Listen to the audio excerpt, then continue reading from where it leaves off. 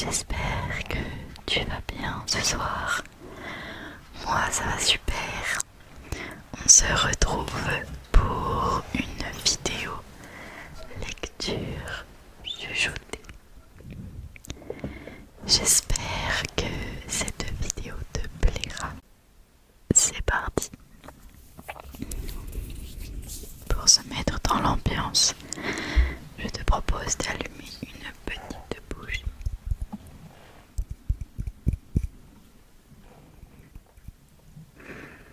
Qui sont tellement bons.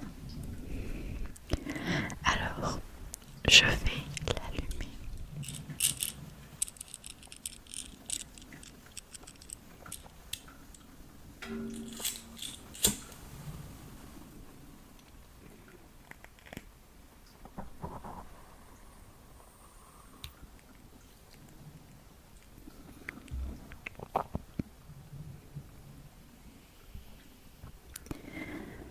Et je vais la mettre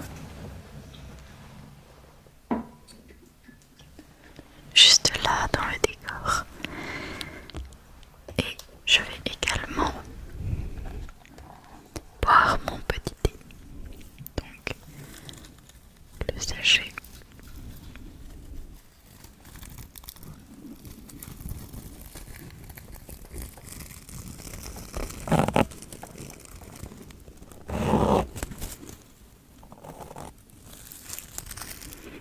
Qui sont mais divinement bons.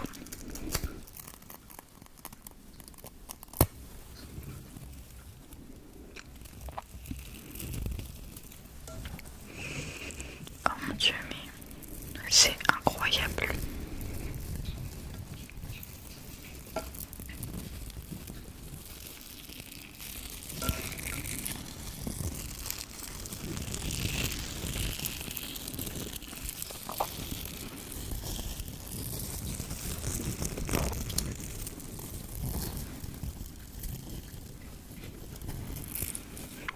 Et je vais le mettre dans le thé encore bien chaud. Je ne sais pas si vous voyez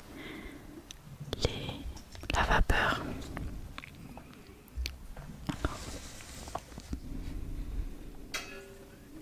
Et je vais les mélanger.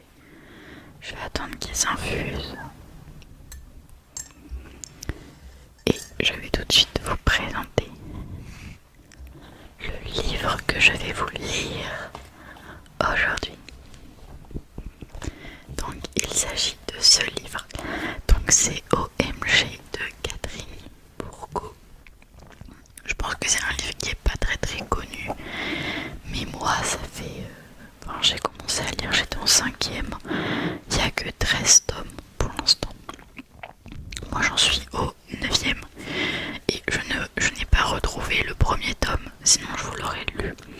Mais en même temps avec le déménagement c'est un petit peu compliqué pour moi de retrouver mes affaires. Donc le seul que j'ai c'est le 9. Et je vais vous lire le résumé avant de commencer le livre, voilà. Donc Iris n'a pas vu son père depuis qu'il a quitté la ville sans prévenir des années auparavant. Et elle s'en est faite à l'idée qu'elle ne le reverrait plus, jusqu'au jour où elle découvrit une photo de lui chez sa voisine. Est-il revenu? Pourquoi ne les a-t-il pas contactés? Iris ne sait plus quoi penser, et sa mère refuse obstinément de répondre à ses questions. Et comme si ça ne suffisait pas, elle vient de quitter Jacob juste avant son anniversaire. Décidément, Iris ne sait plus où donner de la tête. Aussi, je sais que... je me rappelle plus trop d'histoires parce que je le lis pas régulièrement. Mais je sais qu'elle est tiraillée entre deux garçons, que sa famille n'est pas très riche. Voilà, c'est à peu près tout ce que je me souviens. Et aussi, par rapport à ma lecture, je vous prie d'être indulgente, parce que je suis dyslexique et que pour moi la lecture c'est pas quelque chose de très simple. Donc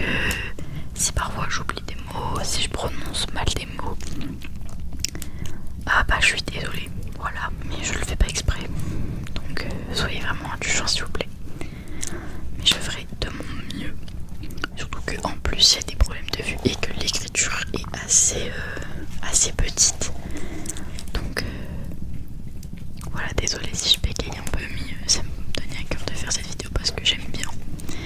Et même ça m'entraîne pour mes oraux où je dois lire. Donc c'est plutôt pas mal. Du coup c'est absolument pas le début du livre, hein. J'en ai au chapitre 11. Et le nom du chapitre est Embrasse ton voisin de gauche. Alors c'est parti. Oh, c'est trop agréable.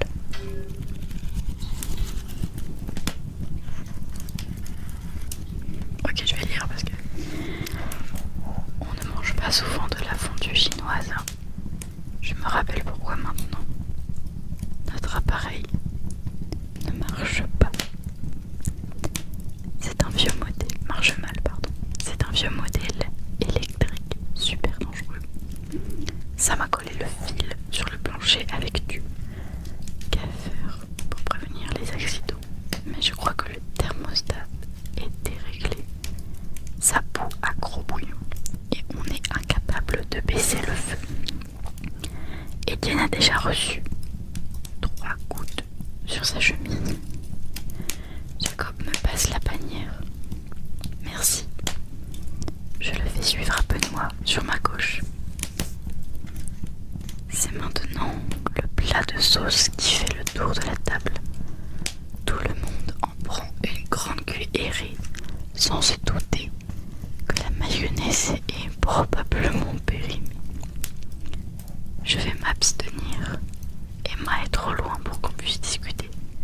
Ce soir, elle est ici en tant que copine de Sam dans un dîner de famille.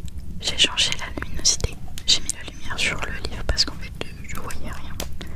Du coup j'espère que ça vous dérange pas. Ça me fait un peu bizarre. Je serai la tante des enfants de ma meilleure amie. Oula, le jus d'orange me monte à la tête. Je suis en train de faire comme Emma et j'imagine des contes de fées romantiques. Je veux être demoiselle d'honneur à leur mariage. Oh, le petit cri excité de ma mère me sort de ma bulle. Tu sais ce que ça veut dire, Jacob? Sa fourchette a fondu à la main. Il n'a aucune idée de quoi elle parle. Il faut embrasser son voisin de gauche quand on perd un morceau de viande dans le bouillon. En même temps que lui, je me penche au-dessus du bouillon. Le morceau de viande flotte entre les 3 fourchettes de mon frère. Sam est bien trop vorace pour s'en contenter d'une. Je réalise vite qu'il y a un étrange silence autour de la table. Son voisin de gauche. Merde, c'est moi. Je suis assise à la gauche de Jacob. Mais non, je vais le récupérer, réplique-t-il en se levant pour avoir une meilleure vue sur le contenu du récipient. Avec sa fourchette, Jacob pousse celle de Sam et tente de reprendre sa viande. Il ne m'a pas parlé depuis le début du dîner. Il devrait être en grande conversation avec les gars au sujet de leur premier match de foot qui approche. Il n'y a pas d'entraînement cette semaine à cause des examens. Mais dès la semaine prochaine, ça devient sérieux. Je l'ai surpris 2 fois à poser son bras sur le dossier de ma chaise. Une vieille habitude. Allez, persiste-t-il. Il faut pas briser la tradition, ça porte malheur. Je cherche à croiser le regard de ma mère. Qu'est-ce qui lui prend? Le dîner de famille c'était déjà assez pénible, mais forcer Jacob à m'embrasser, c'est too much. C'est le pire malaise de ma vie. Jacob se rassoit, son morceau de viande en équilibre, précaire sur le bout de sa fourchette. Il me regarde sans savoir quoi faire devant ma mère qui insiste vraiment beaucoup. Par chance, Benoît vole à notre secours. Non, tu te trompes, rectifie-t-il en lisant quelque chose sur son téléphone. C'est le voisin de droite qu'il faut embrasser quand on fait tomber sa viande. C'est écrit ici. Il tourne brièvement l'écran, pas assez pour nous laisser le temps de lire. Tu l'as dit, Julie, il faut respecter la tradition, sinon ça porte mal. Déçue que c'est la droite, toute ma mère, déçue que son plan ne me rapproche pas de Jacob. Ce dernier sourit en tournant la tête vers elle. Alors si, c'est la droite. Il s'incline et l'embrasse sur la joue. Fiou, on l'a échappé belle. Pendant ce temps, Benoît se penche vers moi pour me glisser à l'oreille. Je pourrais pas te sauver de voix, alors pique bien ta viande dans ta fourchette. En effet, Jacob est à ma droite, et tout à coup, j'ai moins faim. Chapitre suivant. Schtroumpf grognon.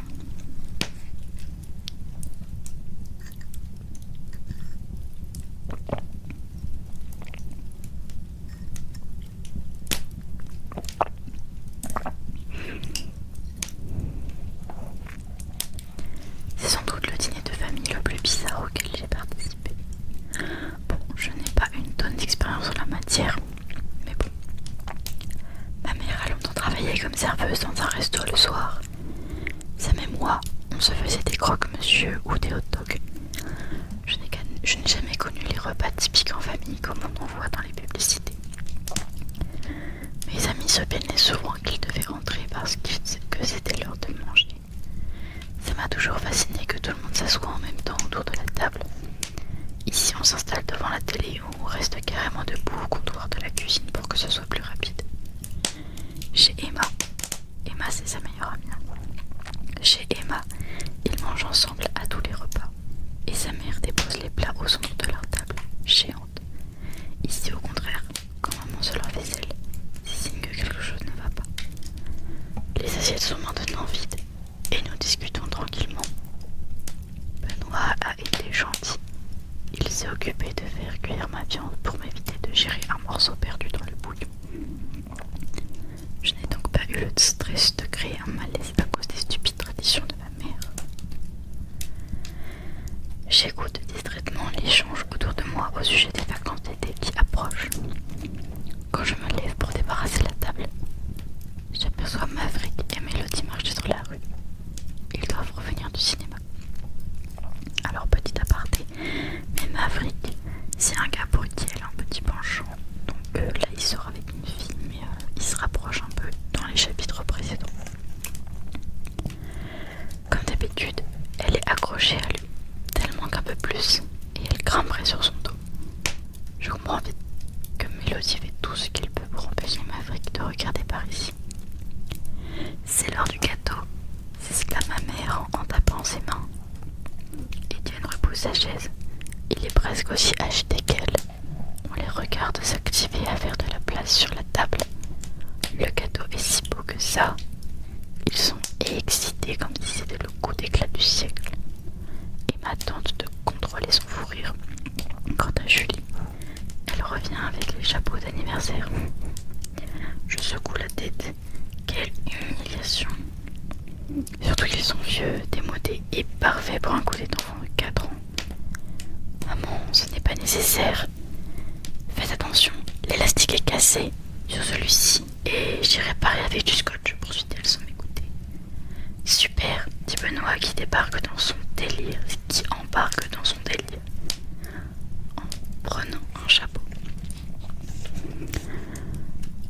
Il le met sur sa tête, en nous faisant un sourire exagéré.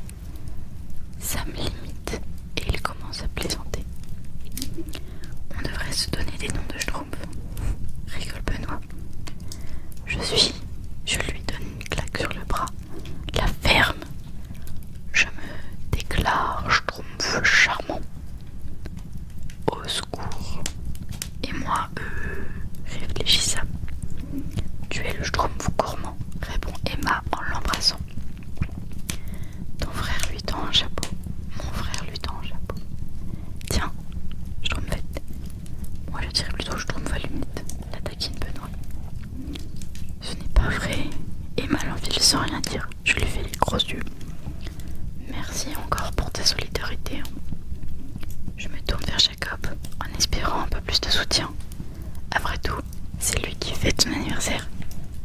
Pff, il hausse les épaules en mettant un chapeau sur sa tête. Allez, Rhys, me presse Julie. On est prêt à apporter le gâteau.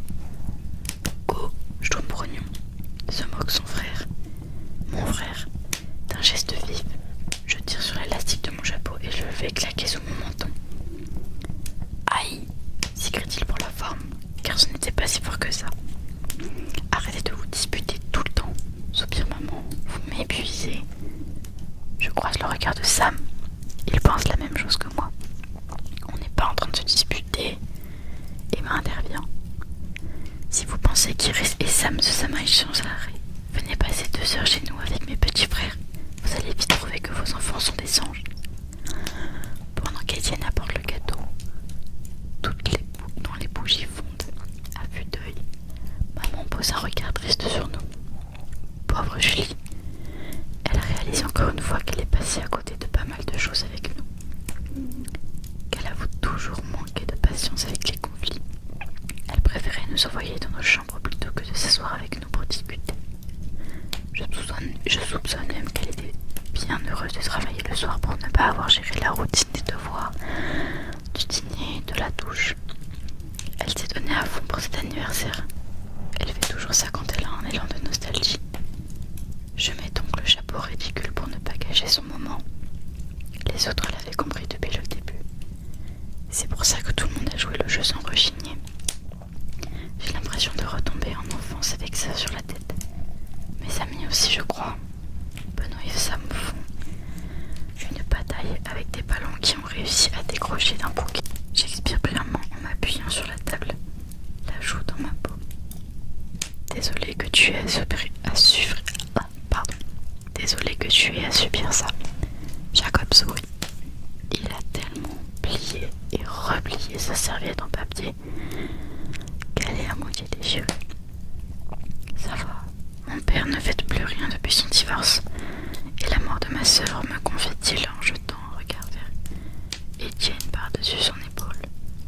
Tant mieux si ça l'amuse. J'ai le réflexe de toucher sa main pour lui faire savoir que je le comprends. Sa vie de famille n'est pas très gaie, et moi qui le quitte une semaine avant son anniversaire, une chance que maman ait eu l'idée pour lui organiser une fête. Je lui en suis soudain reconnaissante, et je veux bien porter le chapeau de chambre aussi longtemps que ça lui fera plaisir. Êtes-vous prêts à chanter? Demande joyeusement Julie. Bras dessus, bras dessous, Sam et Benoît sont donnés cœur joie. Je n'ai qu'à les suivre en mimant les mots sur mes lèvres. Un coup d'appuyé sur le dossier de sa chaise. Jacob est bon joueur. Son père dépose devant lui le gâteau acheté à la boulangerie. 5 bougies qui ont bien vécu ont été placées autour du message en plastique. Bon anniversaire. Hip hip hip. Hurrah! Crie Sam par-dessus nos applaudissements. Arf. Je pense que c'est une forêt noire. Je reconnais les copeaux de chocolat tout autour et les cerises en guise de décoration. Sam a la même déception que moi. On n'est pas difficile sur les desserts, mais de la gelée entre les couches de gâteau. C'est moins bon que du glaçage. Et les morceaux de cerises sont tellement mous qu'on devrait les avaler tout ronds. Sinon ils restent coincés entre les dents. Attends, s'écrie Emma. Il faut faire un feu avant de souffler. Jacob se redresse, ce qui fait glisser son chapeau sur son front. Il ne s'en soucie pas, il pose les yeux sur moi, puis inspire profondément pour souffler d'un seul coup les 5 bougies, laissant entre nous un nuage de fumée.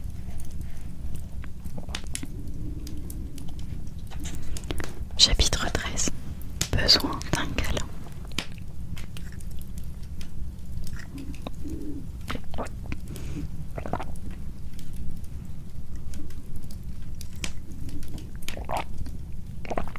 Il est hyper bon ce thé. C'est fruits exotiques de chez Cosmiti.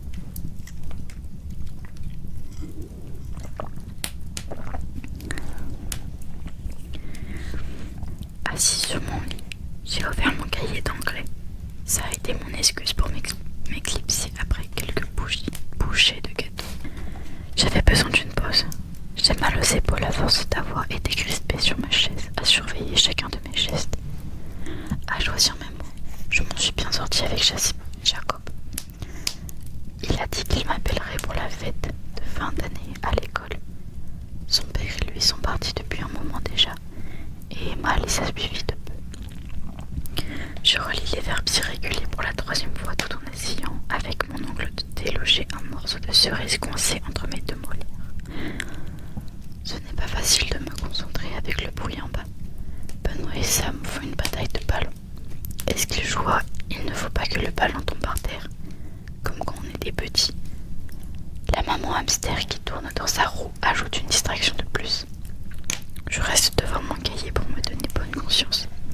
Mais mes pensées dérivent dans tous les sens. Mon père, Jacob, Maverick, maman et Étienne. La fête de l'école.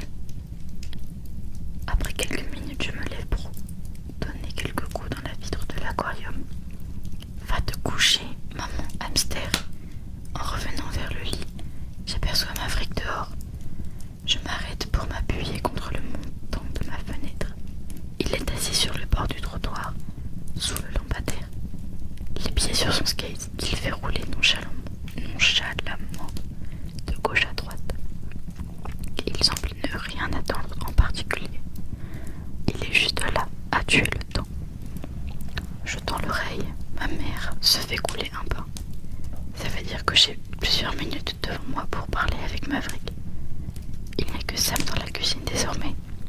Il mange son je ne sais combienième morceau de gâteau. Pour un mec qui n'aime pas la gelée, franchement. Je sors 5 minutes, je lui lance de l'entrée. Il hausse les épaules sans se lever les yeux de son écran. Il n'a pas encore réparé la poignée et visiblement il ne voit pas l'urgence de le faire. On va passer la nuit sans verrouiller la porte, sérieux. En fait, ça, ce n'est qu'une partie du problème, car avant tout, il faudrait réussir à la fermer. Les avant-bras appuyés sur ses genoux repliés, Maverick tourne son visage lorsqu'il aperçoit du mouvement autour de lui. Son expression crispée s'adoucit quand il réalise que c'est moi. Je traverse la rue en trottinant. « Hé, salut !» Il incline légèrement la tête vers l'arrière pour capter mon regard. « Salut !» Maverick a un mince sourire aux lèvres parce qu'il est surpris de me voir. Mais ses yeux ne brillent pas de leur bleu habituel. Ils sont éteints, comme la fois où... Oh, merde, c'est sûrement encore ça.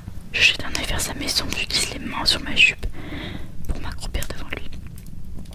Qu'est-ce que tu fais là? D'un air désinvolte, il hausse une épaule.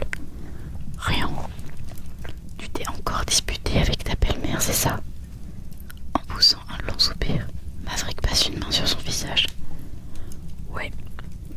Il envoie valser son skate d'un coup de pied agacé pendant qu'il roule sur la rue. Maverick reprend sa position. Les coudes sur les genoux, les mains pendantes entre les jambes. C'est pas important, ronchonne-t-il. Mais si, c'est important, Maverick. Vous habitez sous le même toit. Il faut que ce soit vivable pour tout le monde. Je ne suis pas en train d'insinuer que sa belle-mère a tous les torts. Maverick peut se montrer insolent. Il ne mâche pas ses mots et il peut faire sortir de ses gonds n'importe qui. Il marmonne quelque chose pour lui-même. Et je décide de ne pas inciter. Il est trop énervé. Je change de sujet. Est-ce que votre film était bien? Il me répond d'un signe de tête. C'était trop subtil pour que je sache si c'était un oui ou un non. Je vais prendre ça pour un oui. Cool. Je sursaute au bruit d'une porte qui claque et manque de tomber sur les fesses. Ouf, ce n'est que Monsieur Girard qui a fait sortir son chat. Je ne dois pas trop m'attarder si maman me découvre ici après son bain. Ça va parler. Et toi, ton ex était chez vous? Demande Maverick d'une voix plus douce. Je me déplace d'un pas pour m'asseoir sur le trottoir à côté de lui. Ma mère sort plus ou moins avec son père.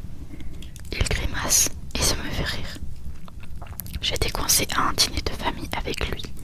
Tu t'imagines le malaise? Ça s'est bien passé. Ça va.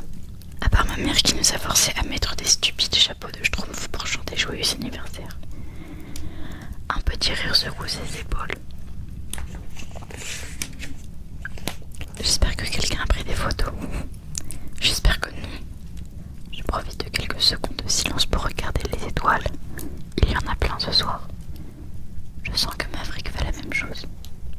Et pour le reste, est-ce que ça va? S'inquiète-t-il en un souffle? Je me tourne pour le regarder dans les yeux et comprendre de quoi il parle. T'es parti vite quand Mélodie est arrivée, précise-t-il en jouant avec un caillou du bout du pied. J'ai regretté de ne pas t'avoir suivi. T'étais encore en état de choc. Le stress accumulé toute la journée d'un coup tombe d'un coup. Je ne sais plus comment je me sens. Ma lèvre tremble. Je pense que j'ai juste besoin d'un câlin. Maverick ne s'attendait pas à ça. Il met 2 secondes à réagir. Puis il m'enveloppe d'un bras et m'attire contre lui. Les pointes de ses cheveux chatouillent mes joues. Naturellement, ma main remonte pour saisir la sienne. Il se déplace un peu. Et je suis presque certaine que ce sont ses lèvres que je sens contre ma tempe. Merde. Si je tourne la tête, il pourrait m'embrasser. Et j'ai un peu l'impression que c'est ce qu'il voudrait. Comme si c'était une invitation. De peur que quelqu'un nous voie, je m'éloigne. Mon geste brusque le fait tiquer. Et je remarque le pansement sur son coude. Oh, je n'avais pas vu que tu t'étais fait mal en tombant. Notre chute a été violente. Et il y avait du sang. Je me serais évanouie si j'avais regardé sa blessure à ce moment-là. Mais le pansement est assez large pour m'inquiéter. Ça va, il y avait juste des petits cailloux dans la plaie et stop. J'ai déjà des sueurs froides. Il ricane en se levant. Je le suis des yeux alors qu'il fait de quelques pas pour récupérer son skate. Après son pied, il m'appuie dessus et la planche atterrit sous son bras. Il revient vers moi et me tend la main pour m'aider à me relever. C'est une bonne idée car il est tard et maman est peut-être déjà sortie de son bain. On se voit à l'école demain. Il me fait signe que oui avant de remettre son skate par terre, prêt à monter dessus. Qu'est-ce que tu fais? Maverick exécute une manœuvre facile. Enfin, facile pour lui. Comme si c'était une évidence. Pardon. Ben, je vais aller me promener, me répond-il, comme si c'était une évidence. Il n'a pas envie de rentrer chez lui. Si ma mère n'était pas aussi relou, j'aurais pu l'inviter à manger une part de gâteau plutôt que de le laisser traîner tout seul dans le quartier. Tu devrais mettre ton casque. Est-ce que tu mets un casque quand tu fais des pirouettes au patin à glace? Non. Mais c'est quoi le rapport? On oblige les enfants à mettre un casque parce qu'ils sont maladroits et risquent de tomber. Maintenant que tu sais bien patiner, tu n'en mets plus. C'est la même chose pour moi avec mon skate. Ouais, mais t'es pas à l'abri d'une voiture ou d'une fille qui te percute en courant. Il me fait un clin d'œil en sautant le bord du trottoir. Tu marques un point. Je recule lentement. Je me sauve avant que ma mère vienne me chercher. Maverick s'arrête pour me faire un signe avant de reprendre son élan, tout en regagnant la maison. Je le regarde s'éloigner. Je ne sais pas jusqu'à quel point ça se passe mal avec sa belle-mère. J'ai l'impression que c'est plus grave que ce qu'il veut me laisser croire. Je vais demander à Sam d'essayer d'en savoir plus. Chapitre 14. Cauchemar. Je confirme que je gagne la médaille d'or de la championne du mauvais timing pour une rupture. Il existe sûrement un test là-dessus dans les magazines de vie. Sais-tu comment casser avec ton mec? J'aurai sans aucun doute les résultats aussi bas que ceux que je vais obtenir à l'examen d'anglais que je viens de faire. Madame Lavigne a pris ma copie du bout des doigts en me souhaitant Happy Holidays avec un petit air hautain. Elle ne m'aime pas, je ne l'aime pas. Fin de l'histoire. Le courant n'est jamais passé entre nous. Bref, quitter Jacob. Juste avant la semaine des examens, c'était la pire idée. Au moins le calvaire est fini. Terminer l'année avec un examen d'anglais devrait être interdit par le ministère de l'Éducation. Notre cerveau est vide après avoir étudié toutes les autres matières. Surtout que les derniers jours ont parasité par mes 1000 scénarios à propos de mon père. Le site de Potin qui avait des prédictions sur les plus beaux couples de la fête de ce soir. L'inexistence d'une poignée sur notre porte entière d'entrée. On la bloque avec une chaise pour qu'elle reste fermée. Super efficace contre les voleurs. En plus, c'est la canicule et ça pue la dos dans tout le collège. La plupart des élèves ont fait l'examen d'anglais en moins d'une heure alors que j'en étais seulement à la moitié des questions. Et je les ai entendus se lever un à un. Les pas feutrés sur le plancher, les chuchotements de Madame Lavigne. Plus la classe se vidait, plus je paniquais. L'examen était facile, hein, lance Marie-Jade en arrivant derrière moi. Je fais semblant d'être concentrée sur la combinaison de mon cadenas. Marie-Jade n'est pas la seule à dire que l'examen était facile. C'est ce que j'entends partout depuis que j'ai mis les pieds dans les couloirs. J'ai donc tout foiré, car c'était les questions les plus difficiles que j'ai choisies, que je n'ai jamais vues. Je n'ai pas d'humeur, Marie-Jade n'a pas choisi sa journée pour me saouler. Marie-Jade, c'est une ennemie un peu. Pour me saouler, je veux prendre mes affaires et partir d'ici au plus vite. Le rire de Mélodie me fait tourner la tête. Maverick tient un sac pendant qu'elle y lance tout ce qu'il y avait dans son casier. Dommage qu'il ne soit pas libre, hein. Marie-Jade a intercepté mon regard sur le couple. Ben oui, c'est pour ça que tu t'es jeté sur lui l'autre jour. C'est elle qui a acheté Maverick à la vente aux enchères des joueurs de l'équipe de foot. Elle ne s'est pas gênée pour l'embrasser. C'était 70 $ bien investis. Et tu sauras qu'il ne s'est pas beaucoup défendu, le beau Maverick.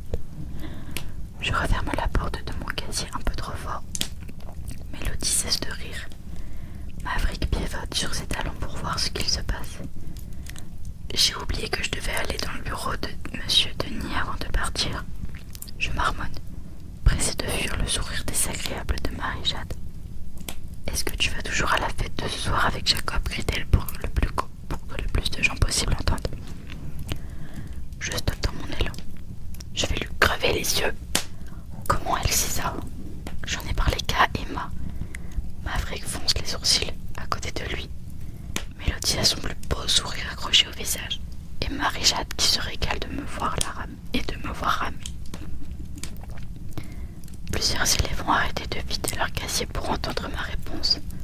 Je n'ai pas envie de créer de tsunami de potins. Chute pour le site. Encore moins de recevoir les foudres de Mélodie. Elle m'a surveillée toute la semaine. J'ai eu droit à un message assassin à chaque fois que j'ai osé tourner les yeux vers Maverick. Après, elle s'est excusée pendant des heures, en disant que l'amour lui fait perdre la tête. Plutôt immature. Comment Maverick fait-il pour supporter ça?